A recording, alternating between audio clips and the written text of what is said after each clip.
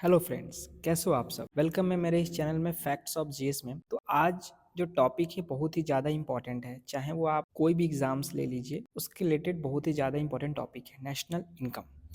तो इसमें हम आज जानेंगे जीडीपी, उसके कैलकुलेशन मेथड, उसके जीएनपी एंड एनएनपी एंड कुछ मिसलेनियस टर्म्स को जानेंगे। तो आइए स्टार्ट करते हैं। हमारा नाम है सबसे पहला टॉपिक का जीडीपी, सकल घरेलू उत्पाद, ग्रॉस डोमेस्टिक प्रोडक्ट। तो ये है क्या? ये मार्केट वैल्यू है गुड्स एंड सर्विसेज का, फाइनल गुड्स एंड सर्विसेज का with in the domestic territory of a country with during a specific time period, usually 1 year. तो ये market price, market value good full final good and services क्या है? तो जो GDP होता है हमारा, वो हमारे देश के डोमेस्टिक टेरिटरी, हमारे देश के अंदर के, कोई विदेश का नहीं, कोई यूएसए यूके या अदर कंट्रीज का नहीं, हमारे भारत देश के अंदर जो भी final good and services, goods मतलब कोई भी वस्तु, चाहे वो ट्रैक्टर हो, चाहे वो एक बुक हो, चाहे वो फ़ोन हो, कोई भी गुड्स का उत्पादन हमारे देश के अंदर हो रहा है, और सर्विसेज चाहे वो हेल्थ केयर हो, फाइनेंशियल सर्विसेज हो, तो वो हमारे जीडीपी का पार्ट होगा। कोई भी हमारे देश के अंदर गुड्स एंड सर्विसेज का प्रोडक्शन, मैन्युफैक्चर हो रहा है, तो वो हमारे देश का जीडीपी है। अब अब क्वेश्चन ये उठेगा, तो क्या ये किसी भी साल में कोई कभी भी का प्रोडक्शन हुआ है तो क्या हमारे जीडीपी में काउंट होगा? नहीं, for a specific time period. जैसे मान लीजिए अभी चल रहा है 2024, तो जो 2024 में प्रोडक्शन होगा वही हमारे जीडीपी में काउंट होगा। 2022 या 2023 में जो प्रोडक्शन हुआ वो हमारे काउंट नहीं होगा। जो 2024 में जो साल में प्रोडक्शन या मैन्युफैक्चर हो रहा है गुड्स एंड सर्विसेज का, वो काउंट होगा, वही हमारी जीडीपी होगी भारत की। तो ये आता है normally MOSPI, ministry of statistics and programme implementation, जो मिनिस्ट्री है उसके अंदर आता है। तो बात ये आता है कि अब जैसे हम जानते हैं कि हमारे यहाँ कई सारे आईआईटीज इंस्टीट्यूट है, वहाँ से अच्छे अच्छे बच्चे पढ़ के जाते हैं, कैंपसिंग में प्लेसमेंट होता है, यूके यूएसए जो भी है। तो अगर मान लीजिए आप यूएसए गए हो और वहाँ जाके कोई कंपनी में काम कर रहे हो, वहाँ कुछ पैसे अर्न कर रहे हो, तो अगर आप अपने फैमिली को, इंडिया में जो रह रही है उसको, अगर आप क्या गिफ्ट या मनी भेजते हो, जो मनी आया, क्या वो इंडिया की जीडीपी में काउंट होगा? नहीं, ये हमारी इंडिया की जीडीपी नहीं है, क्योंकि जो भी ये जो पैसा अर्न किया है वो वहाँ पर मैन्युफैक्चर करके और प्रोडक्शन करके कमाया है, तो वो वहाँ की जीडीपी में काउंट होगा। ये यहाँ की जीडीपी में काउंट, भारत की जीडीपी में काउंट नहीं होगा। ठीक है। जहाँ अभी मैंने डेफिनेशन में पढ़ा था, जहाँ goods and services with in the domestic territory, तो हमारे जो देश के अंदर जो उत्पादन होगा वही हमारी जीडीपी में काउंट होगा। कोई देश से कोई वहाँ पैसे से कमा के भेज रहा है तो ये हमारी जीडीपी में काउंट नहीं होगा। अब और जैसे देखिए, टाटा कंपनी है, हमारे जो रेस्पेक्टेड टाटा जी हैं, उनकी कंपनी, अगर वो जो जगुआर जो आपकी कार कंपनी है यूके में, उसमें उन्होंने इन्वेस्ट किया शेयर। अब जे जगुआर ने धमाधम प्रॉफिट कमाया। जब प्रॉफिट कमाया है तो टाटा के साथ शेयर है, तो इनको भी कुछ डिविडेंड देना पड़ेगा। तो जो जो क्या वो डिविडेंड देंगे, जो पैसा आएगा टाटा के पास, वो क्या हमारी जीडीपी का पार्ट होगा? नहीं। क्यों नहीं? भाई क्योंकि उस जगुआर कार का मैन्युफैक्चरिंग कहाँ हो गया, प्रोडक्शन कहाँ हुआ? यहाँ हुआ ना। तो ये हमारी जीडीपी में काउंट नहीं होगा। जहाँ मैन्युफैक्चर एंड प्रोडक्शन हो रहा है, की पॉइंट है, वहीं जीडीपी काउंट होगा। ठीक है। अब यहाँ इसकी कुछ मेथड्स है, कैलकुलेशन मेथड है, जैसे expenditure method, production method, income method. तो एक्सपेंडिचर मेथड क्या होता है कि कोई भी चीज़ प्रोडक्शन करने के लिए, चाहे कार हो, ट्रैक्टर हो या कोई भी सर्विसेज हुआ, हमें कितना खर्चा लगा, कितना एक्सपेंडिचर हुआ, उन सबको ऐड करके हम जीडीपी निकालते हैं। तो सबसे पहला एक्सपेंडिचर मेथड है, उसमें भी मेथड है सिक्चम, च्युइंगम का एक तरीका है याद करने का, च्युइंगम, चिग्जम। सी मीन्स होता है consumption of final good and services, I for investment, G for government expenditure, X for export and M for import. परेशान होने की बात नहीं है, एक एक करके जानते हैं। ये कंजम्पशन क्या है? कंजम्पशन होता है कि कोई भी इंडियन कंज्यूमर जो खरीदता है all final and goods services. अब कोई मान लीजिए मॉल गया, राम है, मान लीजिए राम है, वो मॉल गया, मॉल से लेकर आया टूथपेस्ट, सोप या कोई भी सामान लेकर आ गया, तो ये जो कंज्यूम किया, ये क्या था? ये फाइनल गुड्स था। ठीक है, तो इसको हम कंजम्पशन में काउंट करेंगे। कोई इंटरमीडिएरी गुड नहीं होना चाहिए, रॉ मटेरियल नहीं होना चाहिए। ये पूरा पूरी एक वस्तु तैयार हो चुका है, सील्ड पैक्ड सब हो चुका है, तो और उसको वो क्या किया है? कंज्यूम किया है, मतलब परचेस किया है। कंज्यूम मतलब परचेस किया है, खरीदा है, तो वो हमारे कंजम्पशन में काउंट होगा। अब इन्वेस्टमेंट, प्रोडक्शन के लिए जो हम इन्वेस्टमेंट किए, अब नॉर्मली इन्वेस्टमेंट में नॉर्मली आपका बैंक सर्विस या बॉन्ड या जो भी है शेयर का, मतलब जो भी फाइनेंशियल सर्विस की माइंड में आता है, बट वो नहीं है ये जो प्रोडक्शन के लिए इन्वेस्टमेंट किए हैं, new house, building, capital goods, ये सब जितने भी हैं, हम क्या करेंगे? ये हम अगर हम इन्वेस्ट करेंगे तो कुछ ना कुछ प्रोड्यूस होगा। मतलब इससे हम बिल्डिंग बनाएंगे तो देखिएगा, बिल्डिंग बनाने में क्या, उसमें सरिया लगेगा, उसमें सीमेंट लगेगी, तो सीमेंट बनाने के लिए भी उसको कुछ प्रोड्यूस करना पड़ेगा, तो अल्टीमेटली प्रोडक्शन हो रहा है, तो ये भी हमारे जीडीपी में काउंट होगा। Indirectly goods and raw material for production of new final goods. अब इसको क्यों काउंट करेंगे भाई इंटरमीडिएट गुड्स को? देखिए, इंटरमीडिएट गुड्स या रॉ मटेरियल से ही तो कोई नया प्रोडक्ट बनेगा, न्यू न्यू आइटम बनेगा। अब कोई मान लीजिए एक सैमसंग की कंपनी है, ये सैमसंग की कंपनी है, उसको कुछ मोबाइल बनाना है, तो वो मार्केट जाएगा, उसके पास रॉ मटेरियल है नहीं, मार्केट गया, रॉ मटेरियल खरीदा या इंटरमीडिएट गुड खरीदा। जब वो खरीदा तो अभी तक तो फ़ोन बना नहीं है, जब वो फ़ोन बना नहीं है, रॉ मटेरियल है, तो उसको हम इन्वेस्टमेंट में ही काउंट करेंगे। मार्केट में गया, कुछ खरीद के लाया, तो वो रॉ मटेरियल जो लाया वो इन्वेस्टमेंट में काउंट करेंगे। अगर वो बन गया होता, यदि वो बन गया होता, कोई खरीद लिया होता, तो उसको हम काउंट करते कंजम्पशन में, जो हमने ऊपर देखा सी इसमें काउंट करते हैं। ठीक है, अब है सैलरी टू वर्कर। अगर हम वर्कर को, कोई मालिक सैलरी दे रहा है वर्कर को, अब इनडायरेक्टली वर्कर भी क्या करेंगे? वर्कर भी तो भाई प्रोडक्शन करेंगे ना, एक प्रकार से इन्वेस्टमेंट भी तो हुआ। ठीक है, इसको इन्वेस्टमेंट में काउंट करेंगे। अनसोल्ड आइटम, अब बोलोगे ये अनसोल्ड आइटम क्या है? अब जैसे मान लीजिए दो रिमोट है आपके पास, दो रिमोट में से एक रिमोट जो है आपका सोल्ड हो गया, बिक गया, एक रिमोट जो है बिक गया, सोल्ड हो गया, तो वो क्या हो गया? कंज्यूम हो गया, किसी ने खरीद लिया, वो कंज्यूम हो गया, फाइनल गुड्स के रूप में खरीद लिया। अब एक हुआ अनसोल्ड। अब बोलोगे सर ये भी तो फाइनल गुड्स है। हाँ, मैं मानता हूँ ये फाइनल गुड्स है, मैन्युफैक्चर भी हुआ है, जीडीपी में काउंट भी होगा, लेकिन ये क्या है? अनसोल्ड है, ये बिका नहीं है, तो इसको हम इन्वेस्टमेंट में काउंट करते हैं। तो इन्वेस्टमेंट में अनसोल्ड आइटम को क्यों रखें, पता चल गया आपको। आइए नेक्स्ट आते हैं, गवर्नमेंट एक्सपेंडिचर फॉर प्रोडक्शन। अब सैलरी दे रही है स्टाफ को, तो कहीं से ना कहीं से पब्लिक एडमिनिस्ट्रेशन भी तो कर रही है, सर्विस प्रोवाइड कर रही है, तो ये क्या कर रही है? पब्लिक एडमिनिस्ट्रेशन सर्विस प्रोवाइड करा रही है, तो वो एक गवर्नमेंट का एक्सपेंडिचर हो गया। लेकिन इसमें हम ट्रांसफ़र पेमेंट को नहीं काउंट करेंगे, क्योंकि ट्रांसफ़र पेमेंट क्या है? ये हमारे जीडीपी का पार्ट नहीं हो सकता है, ये हमारा कोई प्रोडक्शन नहीं कर रहा है। अगर सरकार 6,000 पर देती है पर ईयर किसान, पीएम किसान जो स्कीम है उसके सब्सिडी देती है, तो क्या ये पब्लिक, क्या क्या ये स्टाफ या ये कुछ उनको प्रोडक्शन कर रहे हैं? क्या ये जीडीपी में हेल्प कर रहे हैं? नहीं कर रहे हैं। तो ये जो सैलरी दे रही है स्टाफ को, वो काउंट होगा गवर्नमेंट के एक्सपेंडिचर में, ये नहीं होगा ट्रांसफ़र पेमेंट में। चाहे आप सब्सिडी ले लीजिए, चाहे आप पेंशन ले लीजिए, तो ये कहीं ना कहीं से भी आपको प्रोडक्शन में काम नहीं हो रहा, कोई मेहनत से नहीं जा रहा है, मेहनत से काम नहीं हो रहा, ये बस एक ट्रांसफ़र पेमेंट कर रहे हैं सब्सिडी के रूप में। अब देखते हैं एक्सपोर्ट क्या है। एक्सपोर्ट में क्या होता है कि मेड इन इंडिया देखा हमने।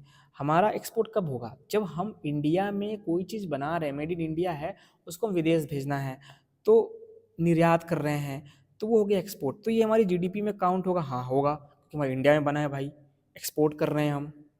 अब इम्पोर्ट, अब इम्पोर्ट में बोलोगे कि अब एक बहुत ज़्यादा इंपॉर्टेंट चीज़ है इसमें, इम्पोर्ट काउंट नहीं होता है। क्यों नहीं होता है? इसलिए क्योंकि भैया इम्पोर्ट में क्या है कि वहाँ दूसरे देश से आ रहा है, अमेरिका से आ रहा होगा, चाइना से आ रहा होगा, यूके से आ रहा होगा, उसमें क्या होता है, वो वहाँ पर मैन्युफैक्चर हुआ है, वहाँ प्रोडक्शन हुआ है, ये इंडिया मेड नहीं है, तो ये हमारी इंडिया इंपोर्ट को हम नहीं काउंट करते हैं। तो इसीलिए तो फॉर्मूला दिया गया था C+I+G+X और माइनस एम, कि हमने जितना भी चीज़ मैन्युफैक्चर किया सब चीज़ इंडिया का होना चाहिए, जो भी हमने इंपोर्ट किया उसको माइनस कर दो। क्योंकि हमने देखा था जो मॉल में अभी देखा था कंजम्पशन में, जब दुकान में खरीदने भी जाते हैं, हो सकता है कि वो चाइना का माल हो, यूके का हो, प्रोडक्ट हो, गुड्स हो, सर्विस हो, तो लेकिन अब क्या करते हैं, एनएसओ वाले जब काउंट करते हैं, ये आपका मॉस्पी जो इन्वेस्टिगेशन जो एनएसओ आती है, जब जीडीपी काउंट करती है, तो उसमें वो इंपोर्ट को माइनस कर देती है, जो भी चीज़ हमारी इंपोर्ट आई है, तो तब जाके निकलता है हमारा जीडीपी। और जो जीडीपी निकलता है वो करेंट मार्केट प्राइस निकलता है, वर्तमान मूल्य पर निकलता है। अब जैसे वर्तमान मूल्य पे क्या है, आप गए दुकान से सर्फ खरीदा, तो जो सर्फ जो आपको जो जितना रुपए पे किया वही तो है करेंट मार्केट प्राइस, ठीक है, वही तो है करेंट मार्केट प्राइस। अब दूसरा क्या है कि हम इन्फ्लेशन के साथ उसको एडजस्ट करते हैं। सब कैसे करते हैं, आइए, बहुत ज़्यादा इंपॉर्टेंट है, इस कॉन्सेप्ट के बाद जो आप आगे जितना भी पढ़ेंगे ये कॉन्सेप्ट काम आएगा। लेट अस एज्यूम 2011 में आलू का प्राइस था 30 रुपया, बट जो प्रोडक्शन हुआ वो हुआ 2 यूनिट, तो उस समय के हिसाब से करेंट बोलते हैं उसको, उस साल के करेंट मार्केट प्राइस क्या हुआ, वर्तमान सकल घरेलू उत्पाद क्या होगा, वो हो जाएगा 3 × 13 × 2 60 रुपीज़, क्या देखिए 60 रुपीज़ ये हुआ। अब अभी के हिसाब से देखिएगा, आलू तो भाई महंगा हो गया, मान लीजिए 40 रुपया हो गया, प्रोडक्शन जो है अभी 1 किलो या 1 यूनिट ही किया, तो अभी जीडीपी क्या होगा करेंट के हिसाब से, करेंट मार्केट प्राइस के हिसाब से कितना हो गया, 140 × 1, 140 रुपये। अब बोलोगे कि लो ये ज़्यादा है, हमारा जीडीपी भाई जीडीपी ज़्यादा है 2024 में, हम तो बहुत अच्छे रेट से हमारा ग्रोथ रेट बहुत अच्छा है, लेकिन नहीं, नो, बिग नो। क्यों नहीं, क्योंकि जो करेंट मार्केट प्राइस है, वो जो करेंट मार्केट प्राइस है 2024 का, वो हमारा इन्फ्लेशन को इग्नोर कर दिया। जो महंगाई थी क्या उस समय 2011 में या 2024 में सेम है क्या, नहीं सेम है। तो फिर हम क्या करते हैं, इसको इससे बेस ईयर मान के 2011 के इन्फ्लेशन से एडजस्ट करते हैं। कैसे करते हैं देखिए, यहाँ का जीडीपी क्या होगा 2011, कांस्टेंट बोलते हैं या रियल जीडीपी बोलते हैं, इसको बोलते हैं स्थिर जीडीपी, कांस्टेंट। करेंट देख लिया, अब कांस्टेंट देखते हैं, कांस्टेंट कब होता है, जब उसको हम इन्फ्लेशन के साथ एडजस्ट करते हैं, तब बोलते हैं कांस्टेंट। तो वो क्या होगा 30 × 2, भाई वो तो 60 ही रहेगा। लेकिन जो अभी का जो हम निकालेंगे 2024 का कांस्टेंट, उसमें क्या रहेगा, उसमें प्राइस लेंगे हम 2011 के हिसाब से, लेकिन प्रोडक्शन तो वही रखेंगे जो हमारा अभी निर्माण हुआ है। हमने देखा जीडीपी डिपेंड ही करता है प्रोडक्शन और मैन्युफैक्चर पे, तो प्रोडक्शन वही रहेगा,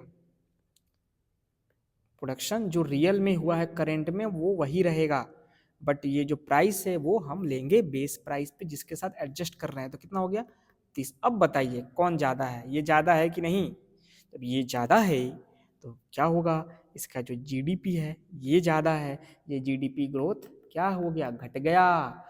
जब जीडीपी हमारा क्या है, घट गया, प्रोडक्शन घट गया, जीडीपी घट गया, हमारा जीडीपी ग्रोथ रेट क्या चल रहा है, डाउन। वही तो है आर्थिक विकास दर। जैसे कि मान लीजिए कोई ईयर में 22-23 में थे 140 बिलियन, इसमें थे 145 बिलियन, 24 में ग्रोथ रेट कैसे निकालेंगे, ग्रोथ रेट निकाले हमने 145 - 140/150, तो कितना आएगा 5/140 × 100, 3.57% ग्रोथ रेट निकलेगा। ऐसे ही निकलता है ग्रोथ रेट कि हमने जो जिस ईयर में है वो माइनस जो प्रीवियस ईयर है, और फिर जो बेस जो प्रीवियस ईयर है इंटू 100, ऐसे करके निकलता है।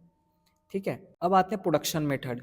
दूसरा हुआ प्रोडक्शन मेथड, वो है सकल मूल्य वर्धन। सकल मूल्य वर्धन में क्या है, नॉर्मली हम जानते हैं कि कोई फाइनल प्रोडक्ट बनता है तो कई सारे इंटरमीडिएरी गुड्स से बनता है। अब चाहे वो मान लीजिए ट्रैक्टर है, ट्रैक्टर कैसे बनता है? पहले ज़मीन से आयरन ओर निकालेंगे, उससे हम सरिया बनाएंगे, फिर जाके फिर उसके चेचिस वगैरह लगा के मशीन बना के सब एक फाइनल प्रोडक्ट एक ट्रैक्टर बनेगा।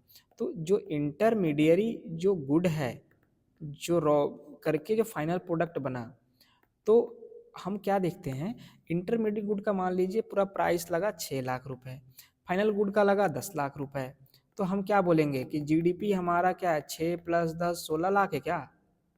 हमने पहले ही पढ़ाया था कि जीडीपी क्या होता है, जीडीपी होता है फाइनल गुड एंड सर्विसेज। अब फाइनल गुड में प्राइस लग कितना रहा है, 10, तो हम भाई 16 क्यों काउंट करेंगे? इंटरमीडिएट को तो काउंट ही नहीं करना है, तो हम इसको काउंट नहीं करेंगे 16 को। ठीक है, तो ये जो चीज़ है, इसको हम क्या बोलेंगे, तो हम काउंट किसको करेंगे, 10 लाख को काउंट करेंगे। अब जो हम जो 10 लाख को लिखेंगे, क्या लिखेंगे, हम 10 लाख को लिखेंगे, 10 लाख को लिखेंगे GVA बेसिक प्राइस पे है। बेसिक प्राइस क्या होता है? अब बेसिक प्राइस हुआ जब भी उसको बनाने में, किसी भी चीज को, किसी भी गुड्स को बनाने में जो कॉस्ट लगा, बेसिक प्राइस, वो वही है आपका बेसिक प्राइस होता है।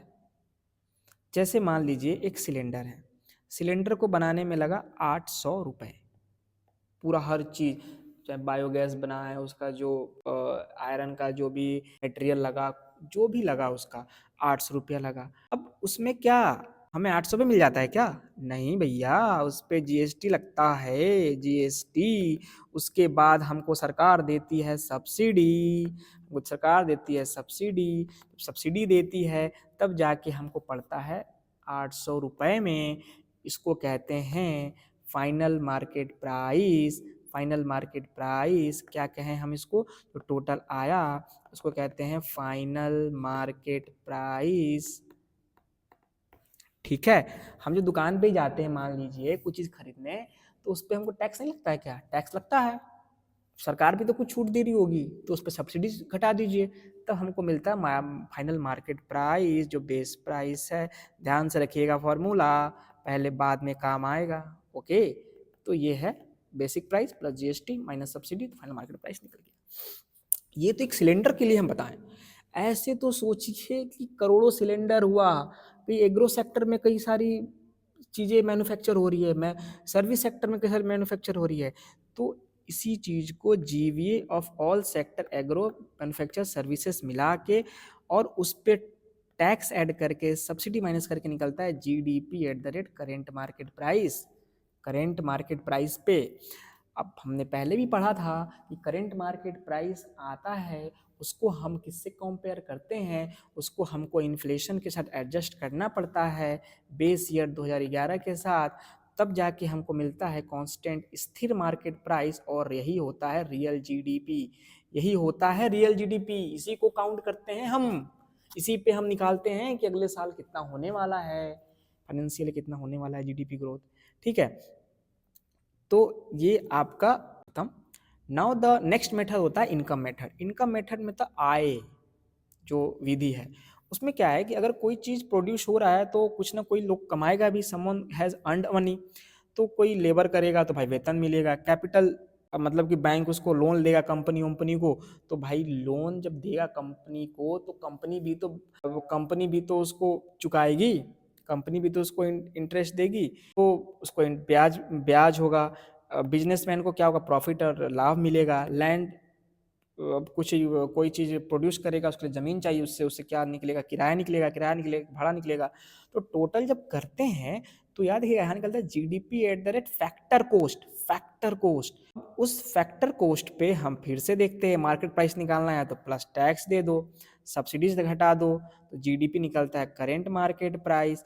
फिर करेंट मार्केट प्राइस निकला तो हम एक वही कहानी दोहराएंगे, इन्फ्लेशन को बेस के साथ एडजस्ट करेंगे तो निकलेगा कांस्टेंट मार्केट प्राइस, वही होती है रियल जीडीपी। बार बार बोल रहे हैं, रेंट निकालने के लिए plus tax minus subsidy, current को जो रियल जीडीपी में जाना है हमको तो क्या करते हैं, उसको इन्फ्लेशन के साथ एडजस्ट करते हैं जो बेस ईयर है।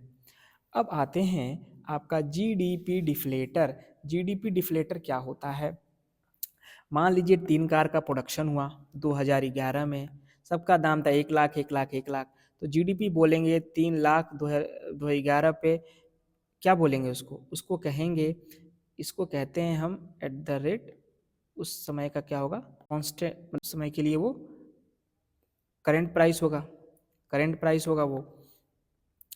अब 3 कार बना आपका 2024 में भी, लेकिन इसका जो दाम बढ़ गया, इसमें 3 कार नहीं हुआ, इसमें मान लीजिए 2 कार हुआ, 2 कार, 2 कार हुआ, तो 2 कार में इसका जो रेट है वो बढ़ गया, 1.5 लाख हो गया, 1.5 लाख हो गया, लेकिन जीडीपी इसमें भी हो रहा है 3 लाख। अब बोलेंगे कि यार दोनों का जीडीपी तो सेम है यार, सही चल रहे हैं हम कहाँ कुछ कर रहे हैं। लेकिन यहाँ क्या है, जो भी आपका ये 3 लाख जो आपका आया, वो किस पे आया, ये आया आपका करेंट प्राइस पे आया है ना, करेंट प्राइस पे आया, तो उसको कहते हैं नॉमिनल जीडीपी। करेंट प्राइस को कहते हैं नॉमिनल जीडीपी, याद करिए, करेंट प्राइस को कहते हैं नॉमिनल जीडीपी, नाम मात्र का होता है, ये नॉमिनल जीडीपी होता है। लेकिन अगर आप जब एडजस्ट करेंगे इन्फ्लेशन के साथ, इन्फ्लेशन के साथ, तो हम देखते हैं, पहले भी देख चुके हैं, जो क्वांटिटी रहता है वो 2 ही रहेगा, लेकिन प्राइस जो होगा जिसके साथ कंपेयर कर रहे हैं उसका होगा, तो क्या आएगा, वो 2 लाख आएगा। जब 2 लाख आया तो देखिए इसमें रियल जीडीपी क्या हो गया, 2 लाख है गया।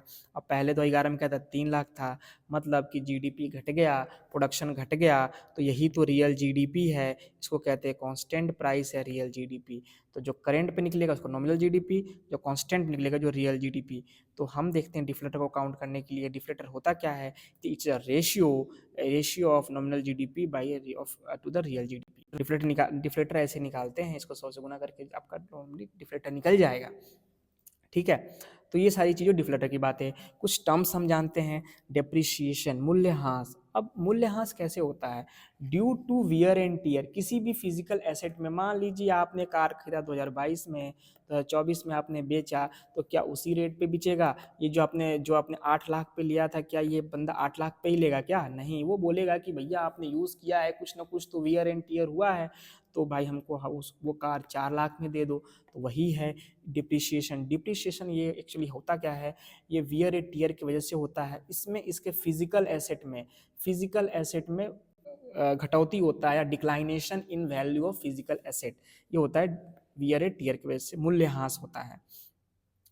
पैराडॉक्स ऑफ सेविंग, ये बहुत ज़्यादा इंपॉर्टेंट है, दिया कि किसने था कॉन्सेप्ट, माइनार्ड काइंस। ये मत सोचिए एग्जाम में नहीं आएगा, ये एग्जाम में आ चुका है, एसएससी हो चाहे यूपीएससी हो, चाहे वो एनसीईआरटी में भी दिया हुआ है, तो इसमें स्कूल्स वाले एग्जाम में ही पूछ दिए जाते हैं ये।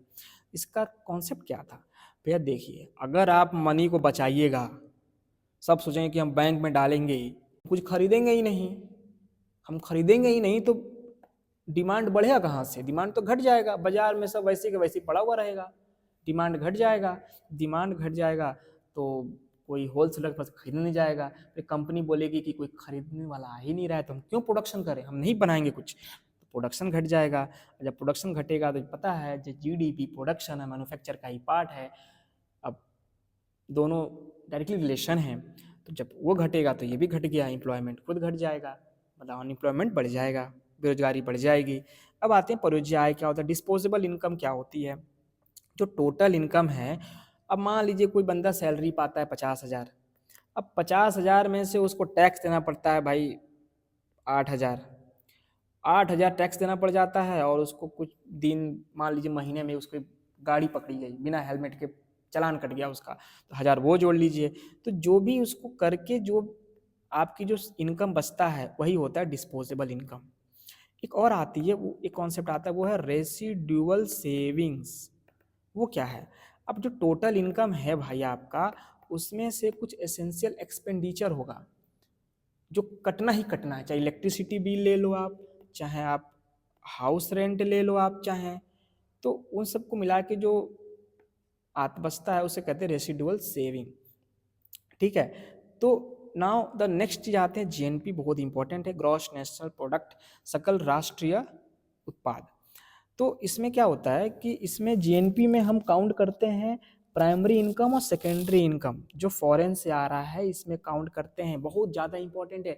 जीडीपी में हम काउंट नहीं करते हैं, फॉरेन से कुछ भी आएगा, फॉरेन से चाहे वो इनकम आए, कोई इनकम भेज रहा हो, चाहे वो प्रॉफिट भेज रहा हो, चाहे इंटरेस्ट भेज रहा हो, चाहे वो सेकेंडरी इनकम के सोर्स हो, चाहे वो गिफ्ट भेजे, चाहे डोनेशन भेजे, कुछ भी भेजे, रेमिटेंस भेजे, काउंट नहीं करते जीडीपी में। लेकिन जीएनपी में हम काउंट करते हैं, चाहे प्राइमरी इनकम के थ्रू आ रहा हो हमारे देश में इन पैसा, चाहे वो सेकेंडरी इनकम के थ्रू आ रहा हो पैसा, दोनों को काउंट करते हैं। ठीक है, जैसे जीडीपी मान लीजिए हमने देखा एक्सपेंडिचर के, तो चिग्जम जो मेथड था उसके थ्रू जो जीडीपी काउंट करते हैं, देखे ना काउंट किए हैं चिग्जम के थ्रू जो भी है, तो हमने देखा ये जीडीपी ये 12 हमारा net factor income from abroad से आ रहा है 2 रुपये। अब वो कैसे भाई निकलेगा, ये net factor income from abroad निकला कहाँ से? अरे भैया, अब हमने बताया अभी, जो भी ऑल फॉरेन से जो पैसा आ रहा है, चाहे वो प्राइमरी इनकम से हो, चाहे कोई पैसे भेज रहा हो, चाहे गिफ्ट भेज रहा हो, चाहे कुछ भी हो रहा, प्रॉफिट मिल रहा हो, कुछ भी आ रहा हो, पैसे अगर भारत में आ रहे हैं तो उसको हमें ऐड करना है। और माइनस किसको करना है? जो इंडिया से जो फॉरेन जा रहा है उसको हमें माइनस करने हैं, बस। तो आ जाएगा नेट फैक्टर इनकम अब्रॉड, क्योंकि इसमें हमको जो भी भारत विदेश से आई जाने वाली चीज़ों को, फॉरेन से आने वाली चीज़ों को काउंट करना है जीएनपी में। तो ये निकलेगा मार्केट प्राइस। अब मार्केट प्राइस में से जब डिप्रिसिएशन घटा देंगे, मूल्यह्रास घटा देंगे, तो निकलेगा शुद्ध राष्ट्रीय उत्पाद, इसको बोलते हैं NNP, net national product, net national product at market price. ठीक है, अब जो ये मार्केट प्राइस निकला, अब ये फैक्टर कॉस्ट या नेशनल इनकम क्या है?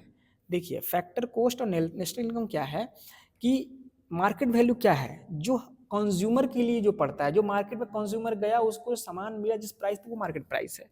लेकिन जो एक्चुअली में बेसिक प्राइस का, जिसे हमने देखा था ना कि सिलेंडर हमारा बन रहा था, बेसिक प्राइस याद करिए 800 रुपये बेसिक प्राइस, तो वही मूल कीमत क्या है, फैक्टर कॉस्ट क्या होगा जब वो बना था। तो फैक्टर कॉस्ट निकालने के लिए हमने एक फॉर्मूला पढ़ा था, याद रखिएगा, आगे काम आएगा। ये जो फैक्टर कॉस्ट है या आपका बेसिक प्राइस है, उसमें अगर हम उसमें फैक्टर कॉस्ट बेसिक प्राइस में हम टैक्स और सब्सिडी, टैक्स जोड़ के सब्सिडी घटा के हमारा निकलता है ये मार्केट प्राइस, जानते हैं। हमको यहाँ बोला है फैक्टर कॉस्ट निकालना है, कुछ नहीं, नॉर्मल सा इक्वेशन है, फैक्टर कॉस्ट यहीं रखिए, मार्केट प्राइस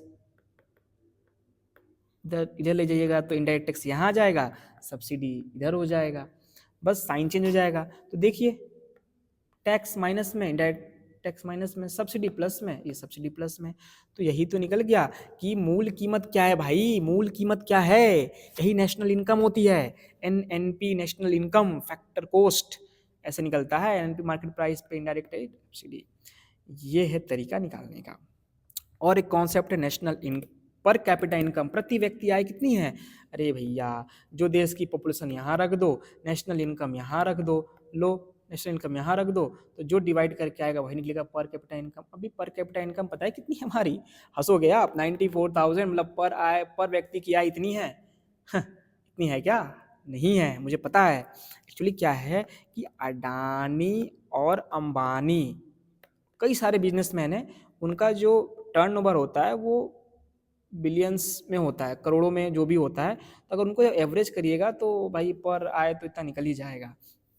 ठीक है, एक और चीज़ मैंने छोड़ दिया, जो मैंने कहीं देखा था, एसएससी के एग्जाम में भी आया था, कि एनडीपी क्या है, एनडीपी, सॉरी एनडीपी क्या है, net domestic product, net domestic product, ये क्या है? तो ये होता है जीडीपी माइनस डेप्रिसिएशन को माइनस करते हैं तो निकलता है एनडीपी। जीडीपी को हम वहाँ, आपने जीएनपी एनएनपी कैसे निकाला था? एनएनपी निकाला था आपने, एनएनपी निकाला, हाँ एनएनपी निकाला था आपने जीएनपी से डेप्रिसिएशन को माइनस करके, लेकिन यहाँ आपका निकालना है एनडीपी। एनडीपी कैसे निकालना है? जीडीपी में से डेप्रिसिएशन निकाल के। सिर्फ जीडीपी मान लीजिए आपका 500 है, डेप्रिसिएशन आपका 200 है, मूल्यह्रास पीयर टीयर की वजह से, तो एनडीपी होगा 300, एनडीपी होगा 300। ये है आपका एनडीपी। Now thank you. अगर आपको ये वीडियो अच्छा लगा या थोड़ा सा भी अगर आपको हेल्प हुआ हो समझने में, क्योंकि ये एक बहुत ही जटिल चीज़ है, बहुत ही कॉम्प्लेक्स चीज़ है ये। अगर आप एनसीईआरटी में पढ़ने जाइएगा, मैक्रो इकोनॉमिक्स देखिएगा, तो आपको समझ नहीं आएगा।